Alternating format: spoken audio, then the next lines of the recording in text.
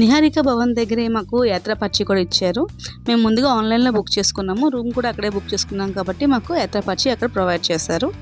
So మేము యాత్రా పర్చి తీసుకొని ఇప్పుడు మేము హెలికాప్టర్ బుక్ చేసుకున్నాం. ముందుగానే మేము హెలికాప్టర్ దగ్గరికి వెళ్ళి బోర్డింగ్ పాస్ తీసుకోవాలి. ఇక్కడ నుండి మాకు 10 మినిట్స్ పట్టింది, చాలా దగ్గరగా ఉంది. మాకు బోర్డింగ్ కూడా అయిపోయింది. మేమైతే హిమాలయ బుక్ చేసుకున్నాము. ఇక్కడ 2 ఉన్నాయి, హిమాలయ ఒకటి, గ్లోబల్ ఒకటి ఉంది. బోర్డింగ్ తీసుకొని వెయిట్ చేస్తున్నాం.